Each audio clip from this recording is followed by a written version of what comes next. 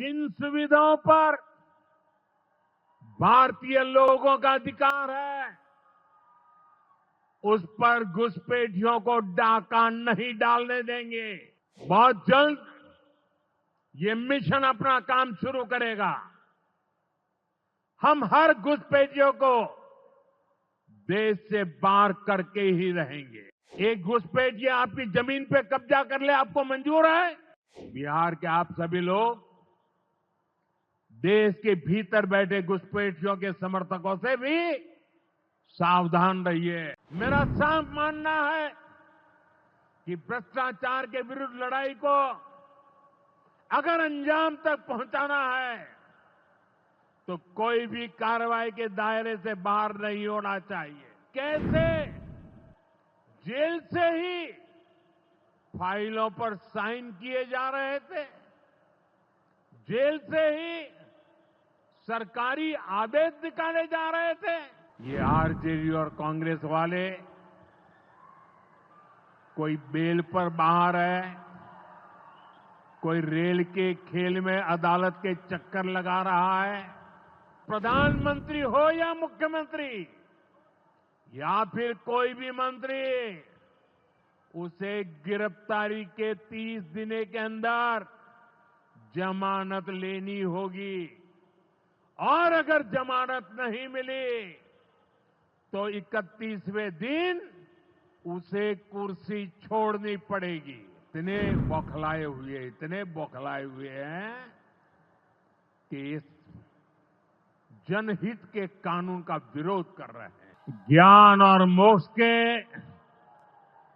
पवित्र नगरी गया जी के हम प्रणाम करही।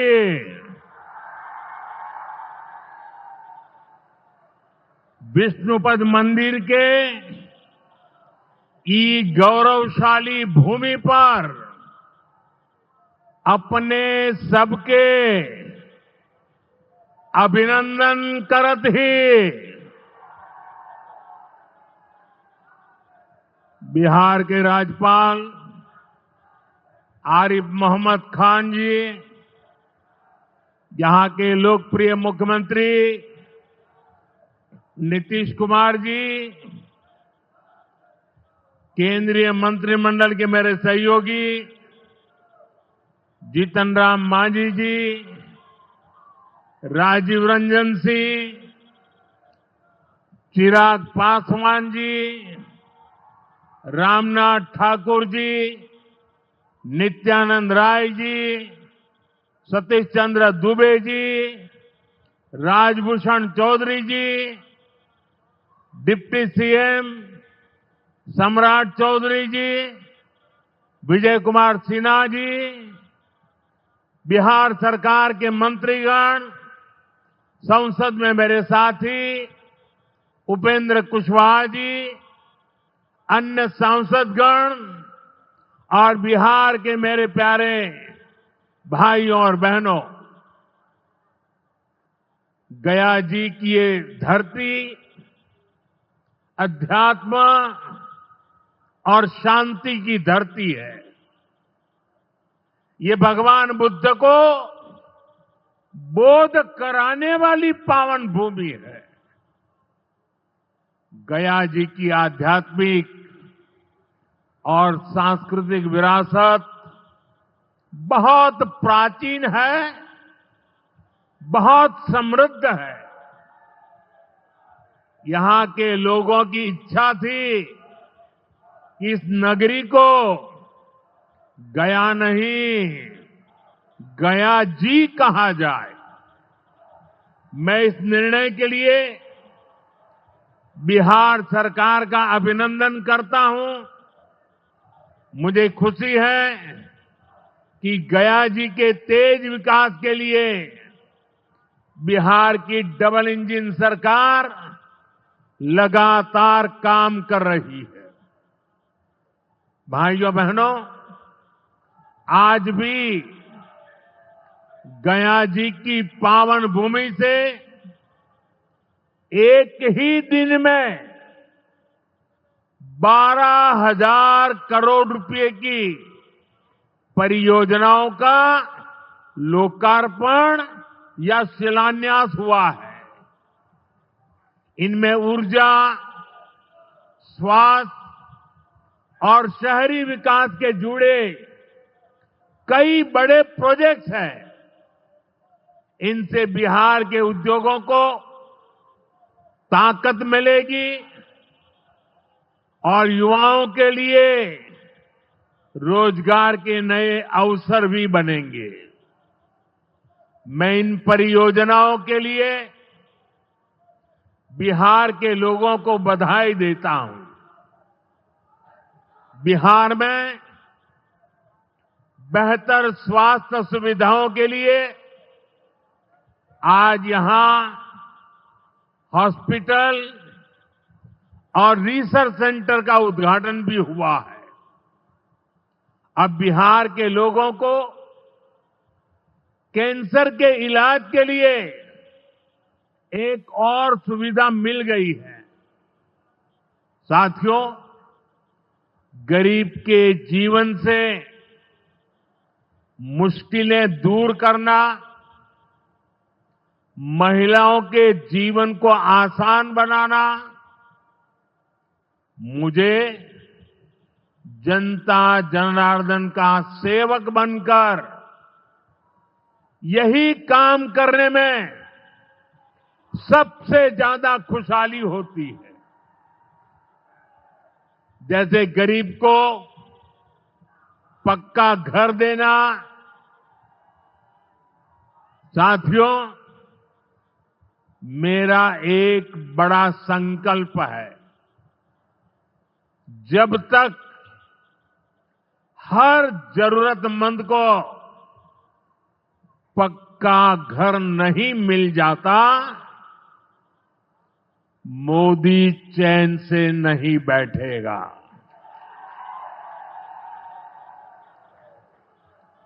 इसी सोच के साथ पिछले 11 साल में 4 करोड़ से अधिक गरीबों को पक्के घर बनाकर दे दिए गए। अकेले हमारे बिहार में 38 लाख से अधिक आवास बनाए गए। गया जिले में भी 2 लाख से अधिक परिवारों को अपना पक्का घर मिला है। और हमने सिर्फ घर यानी 4 दीवारें नहीं दी, बल्कि उन घरों के साथ गरीब को उसका स्वाभिमान दिया है। इन घरों में बिजली, पानी, शौचालय और गैस कनेक्शन की सुविधाएं दी हैं। यानी गरीब परिवारों की भी सुविधा, सुरक्षा और सम्मान से जीने की गारंटी मिली है।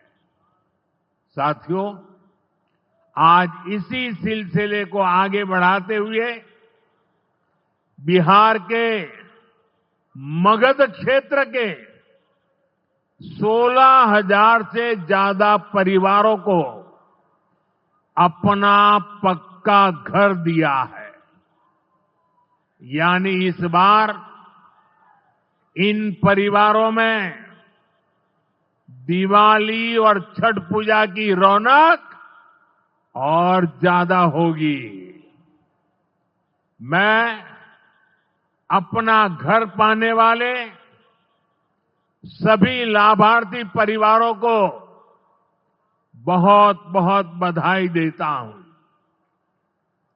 और जो लोग अब भी पीएम आवास योजना के लाभ से छूट गए हैं, मैं उन्हें विश्वास दिलाता हूं कि पीएम आवास का अभियान तब तक जारी रहेगा जब तक हर गरीब को अपना पक्का घर नहीं मिल जाता। साथियों, बिहार चंद्रगुप्त मौर्य और चाणक्य की धरती है। जब जब किसी दुश्मन ने भारत को चुनौती दी है, बिहार देश की ढाल बनकर खड़ा हुआ है। बिहार की धरती पर लिया हुआ और संकल्प, ये धरती की ताकत है। इस धरती पर लिया गया हर संकल्प कभी खाली नहीं जाता। और इसलिए तो भाइयों बहनों, जब कश्मीर के पहलगाम में आतंकी हमला हुआ था, हमारे निर्दोष नागरिकों को उनका धर्म पूछ करके मारा गया, मैंने बिहार की इसी धरती से आतंकवादियों को मिट्टी में मिलाने की बात कही थी। आज दुनिया देख रही है, बिहार की धरती से लिया गया वो संकल्प पूरा हो चुका है। आपको याद होगा, उधर से पाकिस्तान हम पर ड्रोन हमले कर रहा था, मिसाइलें दाग रहा था, और इधर भारत पाकिस्तान की मिसाइलों को हवा में तिनके की तरह बिखेर रहा था। पाकिस्तान की एक भी मिसाइल हमें नुकसान नहीं पहुंचा पाई। साथियों, ऑपरेशन सिंदूर ने भारत की रक्षा नीति की नई लकीर खींच दी है। अब भारत में आतंकवादी भेजकर हमले करा के कोई बच नहीं सकेगा। आतंकवादी चाहे पाताल में क्यों न छिप जाए, भारत की मिसाइलें उन्हें दफन करके रहेगी। साथियों, बिहार का तेज विकास केंद्र की एनडीए सरकार की बहुत बड़ी प्राथमिकता है। इसलिए आज बिहार चौतरफा विकास के रास्ते पर आगे बढ़ रहा है। बीते वर्षों में पुरानी समस्याओं के समाधान तलाशे गए हैं और नई प्रगति के रास्ते भी बनाए गए हैं। आप याद करिए, लालटेन राज में यहां कैसी दुर्दशा थी। लालटेन राज में एक क्षेत्र लाल आतंक से जकड़ा हुआ था। माओवादियों की वजह से शाम के बाद कहीं आना जाना मुश्किल था। गया जी जैसे शहर लालटेन राज में अंधेरे में डूबे रहते थे। हजारों गांव ऐसे थे जहां बिजली के खंभे तक नहीं पहुंचे थे। लालटेन वालों ने पूरे बिहार के भविष्य को अंधेरे में धकेल दिया था। न शिक्षा थी, न रोजगार था। बिहार की कितनी पीढ़ियों को इन लोगों ने बिहार से पलायन के लिए मजबूर कर दिया था। साथियों, बिहार के लोगों को आरजेडी और उनके साथी सिर्फ अपना वोट बैंक मानते हैं। उन्हें गरीब के सुख दुख, गरीब के मान सम्मान से कोई मतलब नहीं है। आपको याद होगा, कांग्रेस के एक मुख्यमंत्री ने मंच से कह दिया था कि अपने राज्य में बिहार के लोगों को घुसने नहीं देंगे। बिहार के लोगों से कांग्रेस की इतनी नफरत, बिहार के लोगों के प्रति इतनी घृणा, और कोई भूल नहीं सकता। कांग्रेस का बिहार के लोगों के प्रति त्याग, जो दुर्व्यवहार देखने के बाद भी यहां आरजेडी वाले गहरी नींद में सोए पड़े थे।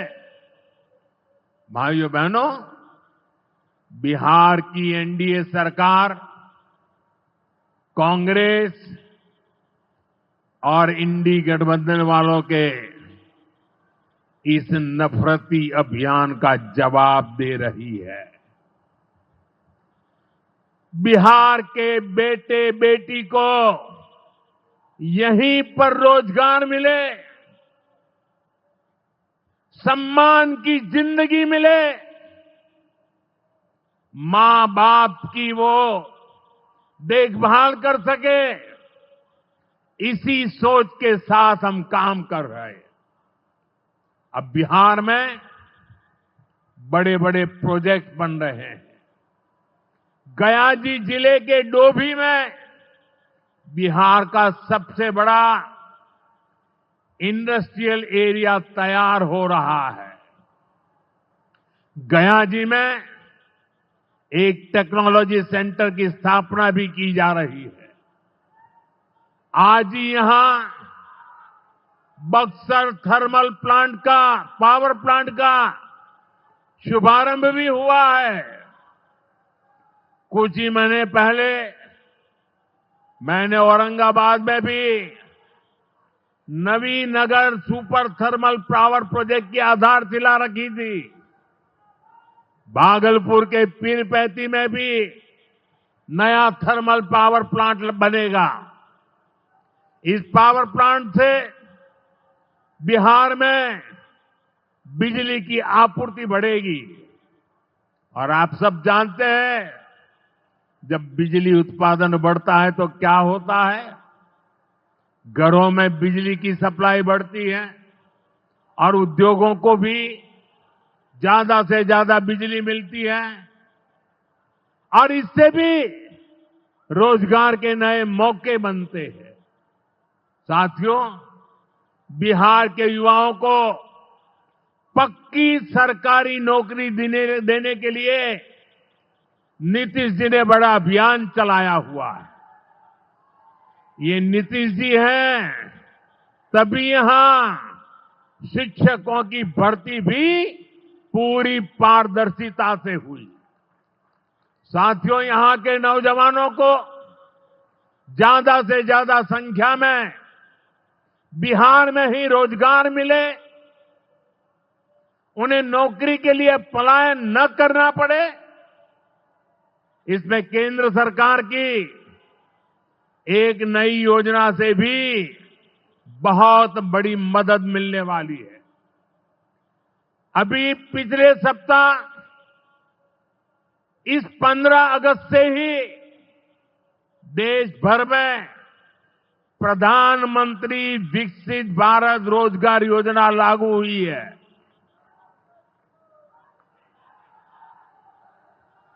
इसके तहत हमारे युवा जब निजी क्षेत्र में पहली नौकरी करेंगे तो केंद्र सरकार उन्हें अपने पास से 15,000 रुपये देगी। जो प्राइवेट कंपनियां युवाओं को रोजगार देगी, उन्हें भी अलग से पैसे सरकार देगी। इस योजना का बहुत बड़ा लाभ बिहार के मेरे युवाओं को भी होगा।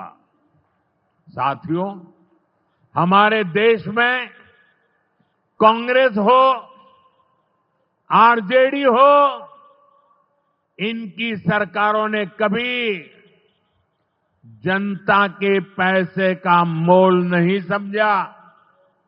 इनके लिए जनता के पैसे का मतलब रहा है खुद की तिजोरी भरना। इसलिए कांग्रेस आरजेडी की सरकारों में सालों साल तक परियोजनाएं पूरी नहीं होती थी। कोई योजना जितनी थी उतना उसमें ये पैसे कमा लेते थे। अब इस गलत सोच को भी एनडीए सरकार ने बदल दिया है। अब शिलान्यास के बाद कोशिश होती है जल्द से जल्द समय सीमा में उस काम को पूरा करने के लिए सफल प्रयास किया जाए। आज का एक कार्यक्रम इसका भी एक शानदार उदाहरण है। औंटा सिमरिया सेक्शन का शिलान्यास करने का सौभाग्य बिहार के लोगों ने मुझे दिया था। और आप लोगों की कृपा देखिए, आप लोगों का प्रेम देखिए कि जिस ब्रिज का शिलान्यास आपने मुझे करने के लिए कहा, आज इसका लोकार्पण करने का अवसर भी आपने मुझे दिया है। ये पुल सिर्फ सड़कों को नहीं, पूरे उत्तर और दक्षिण बिहार को जोड़ने का काम करेगा। जो भारी वाहन पहले गांधी सेतु से होकर 150 किलोमीटर का लंबा चक्कर काटते थे, अब सीधा रास्ता पाएंगे। इससे व्यापार तेज होगा, उद्योगों को ताकत मिलेगी और तीर्थयात्रियों का भी पहुंचना आसान होगा। विकास के जिन प्रोजेक्ट की नींव एनडीए सरकार में रखी जाती है, वो पूरा होकर रहेंगे, ये बात पक्की है। साथियों, एनडीए की डबल इंजन सरकार यहां रेलवे के विकास के लिए भी तेजी से काम कर रही है। अमृत भारत स्टेशन योजना के तहत गयाजी रेलवे स्टेशन को आधुनिक बनाया जा रहा है। इससे गयाजी रेलवे स्टेशन पर यात्रियों को एयरपोर्ट जैसी सुविधाएं मिलेगी। आज गया वो शहर है जहां राजधानी, जनशताब्दी और made in India Vande Bharat ट्रेनों की सुविधा उपलब्ध है। गयाजी, सासाराम, प्रयागराज, कानपुर होते हुए दिल्ली तक सीधा कनेक्शन बिहार के युवाओं को, यहां के किसानों को, यहां के व्यापारियों के लिए नई संभावनाएं बना रहा है। भाई और बहनों, आपके आशीर्वाद से, देश के अटूट भरोसे के कारण साल 2014 में प्रधानमंत्री के तौर पर शुरू हुआ मेरा सेवा काल, ये सेवा काल निरंतर जारी है। इतने वर्षों में हमारी सरकार पर भ्रष्टाचार का एक भी दाग नहीं लगा। जबकि आजादी के बाद कांग्रेस की सरकारें जो 60-65 साल तक सरकार में रही है, उनके भ्रष्टाचार की लंबी लिस्ट है। आरजेडी का भ्रष्टाचार तो बिहार का बच्चा बच्चा जानता है। मेरा साफ मानना है कि भ्रष्टाचार के विरुद्ध लड़ाई को अगर अंजाम तक पहुंचाना है तो कोई भी कार्रवाई के दायरे से बाहर नहीं होना चाहिए। आप सोचिए, आज कानून है कि अगर किसी छोटे सरकारी कर्मचारी को 50 घंटे तक हिरासत में रख दिया तो अपने आप वो सस्पेंड हो जाता है। ड्राइवर हो, छोटा क्लार्क हो, प्यून हो, उसकी जिंदगी हमेशा हमेशा के लिए तबाह हो जाती है। लेकिन अगर कोई मुख्यमंत्री है, कोई मंत्री है, कोई प्रधानमंत्री है, तो वो जेल में रह करके भी सत्ता का सुख पा सकता है। ये कैसे हो सकता है? हमने कुछ समय पहले ही देखा है कि कैसे जेल से ही फाइलों पर साइन किए जा रहे थे, जेल से ही सरकारी आदेश निकाले जा रहे थे। नेताओं का अगर यही रवैया रहेगा तो ऐसे भ्रष्टाचार के विरुद्ध लड़ाई कैसे लड़ी जा सकती है? साथियों, संविधान हर जनप्रतिनिधि से ईमानदारी और पारदर्शिता की उम्मीद करता है। हम संविधान की मर्यादा को तार तार होते नहीं देख सकते। इसलिए एनडीए सरकार भ्रष्टाचार के खिलाफ एक ऐसा कानून लाई है जिसके दायरे में देश का प्रधानमंत्री भी है। इस कानून में मुख्यमंत्री और मंत्रियों को भी शामिल किया गया है। जब ये कानून बन जाएगा तो प्रधानमंत्री हो या मुख्यमंत्री या फिर कोई भी मंत्री, उसे गिरफ्तारी के 30 दिन के अंदर जमानत लेनी होगी और अगर जमानत नहीं मिली तो 31वें दिन उसे कुर्सी छोड़नी पड़ेगी।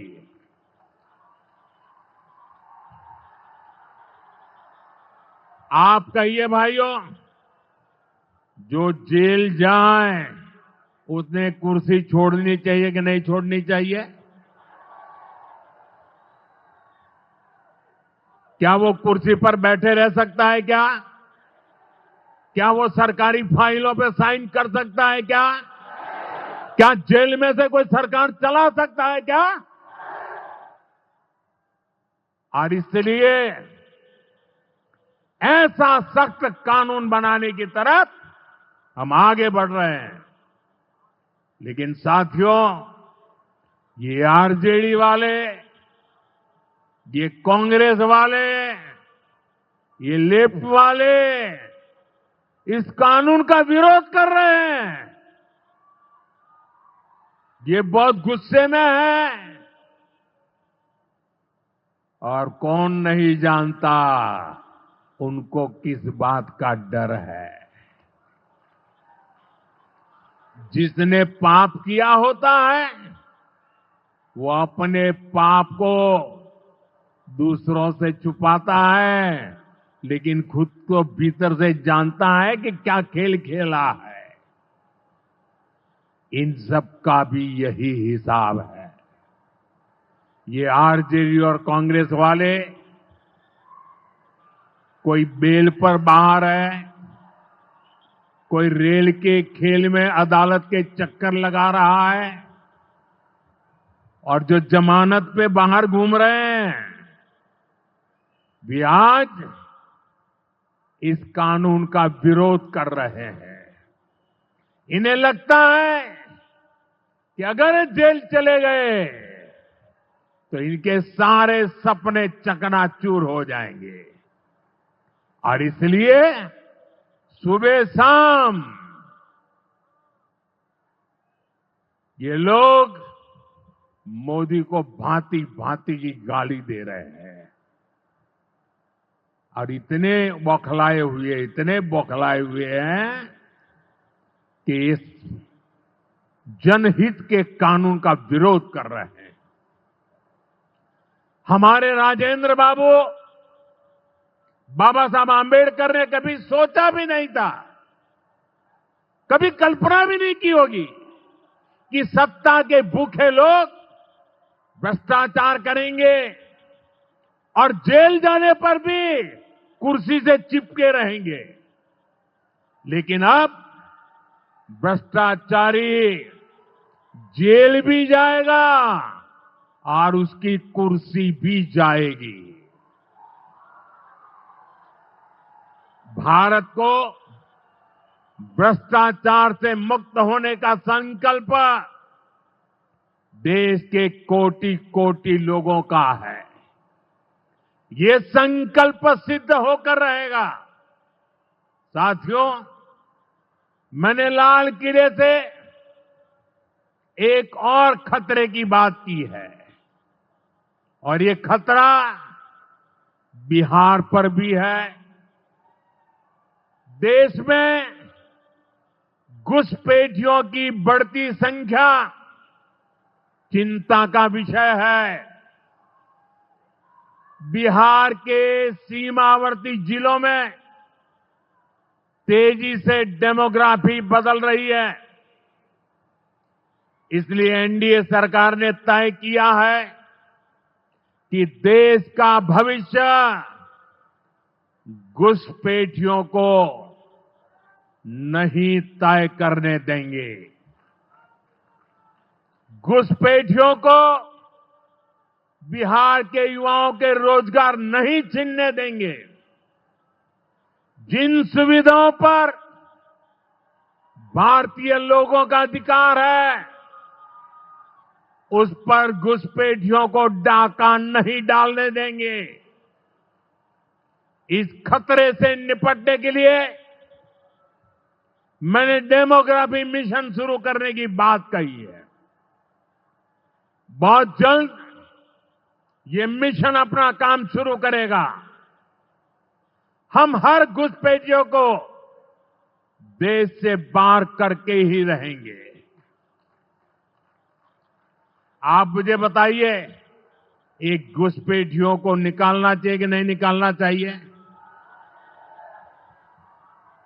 क्या ये घुसपैठिए आपका रोजगार छीनने आपको मंजूर है? एक घुसपैठिया आपकी जमीन पे कब्जा कर ले आपको मंजूर है? एक घुसपैठिया आपका हक छीन ले आपको मंजूर है? बिहार के आप सभी लोग देश के भीतर बैठे घुसपैठियों के समर्थकों से भी सावधान रहिए। जान जाइए कौन घुसपैठियों के साथ खड़ा है। कांग्रेस और आरजेडी जैसे दल बिहार के लोगों का हक छीनकर घुसपैठियों को देना चाहते हैं। तुष्टीकरण के लिए, वोट बैंक को बढ़ाने के लिए कांग्रेस आरजेडी वाले कुछ भी कर सकते हैं, कितने ही नीचे जा सकते हैं। इसलिए बिहार के लोगों को बहुत सतर्क रहना है। साथियों, हमें हमारे बिहार को कांग्रेस आरजेडी की बुरी नजर से बचाकर रखना है। बिहार के लिए ये समय बहुत अहम है। बिहार के युवाओं के सपने पूरे हो, बिहार के लोगों की आकांक्षाओं को नई उड़ान मिले, इसके लिए केंद्र सरकार और नीतीश जी के साथ हम कंधे से कंधा मिलाकर बिहार के कल्याण के लिए काम कर रहे हैं। बिहार में विकास की गति बनी रहे, इसके लिए डबल इंजन की सरकार लगातार मेहनत कर रही है। आज के विकास प्रोजेक्ट इसी दिशा में महत्वपूर्ण कदम है। मैं एक बार फिर इन परियोजनाओं के लिए बिहार को बहुत बहुत बधाई देता हूं। मेरे साथ बोलिए, भारत माता की, भारत माता की, भारत माता की। बहुत बहुत धन्यवाद।